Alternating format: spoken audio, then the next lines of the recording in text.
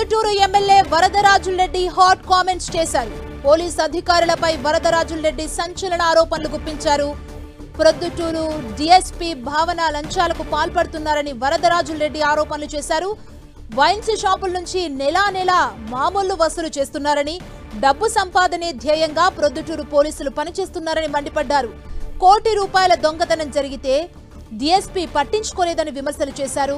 SI ఇంట్లో దొంగతనం జరిగితే అధికారుల నుంచి భరోసా లేదని, ఉన్నతాధికారి ఆదేశాలతో డబ్బుల కోసం మునివర అనే వ్యక్తిపై అక్రమ కేసు పెట్టారని ఆగ్రహం వ్యక్తం చేశారు. పోలీసులు చేస్తున్న అక్రమాలపై ఉన్నతాధికారులకు ఫిర్యాదు చేస్తా అన్నారు ఎమ్మెల్యే వరదరాజులరెడ్డి.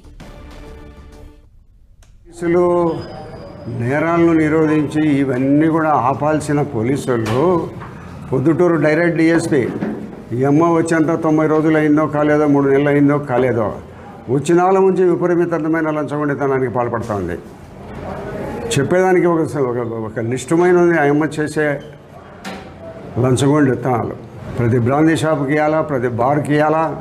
ఈ అమ్మ డైరెక్ట్ డిఎస్పీగా చదువుకొని కష్టపడి ఏదో గ్రూప్ 1 ఎగ్జామ్ రాసి గ్రూప్ 1లో పాస్ అయింది.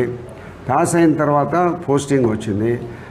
ఆ అమ్మ పోస్టింగ్ వచ్చిన తర్వాత కొత్త డిఎస్పీ ఎక్కడన్నా రాత్రింబౌళ్ళు ఎంపలాడి తిరగాల, ఏమి బయట తిరిగే పరిస్థితి లేదు.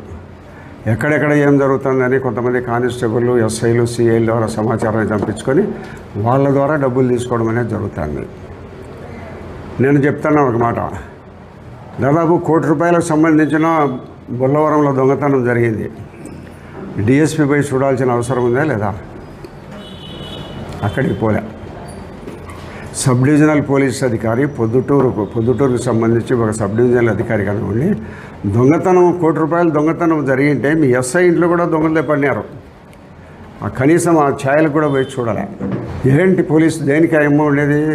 ఉద్యోగం సంపాదించుకొని గ్రూప్ 1 సర్వీస్ సంపాదించుకొని వస్తే డబ్బుల సంపాదన కోసం వచ్చిందా, ప్రజలకు సర్వీస్ చేసి మంచి నేరాలను అన్నీ అరకడదామని వచ్చింది అమ్మ.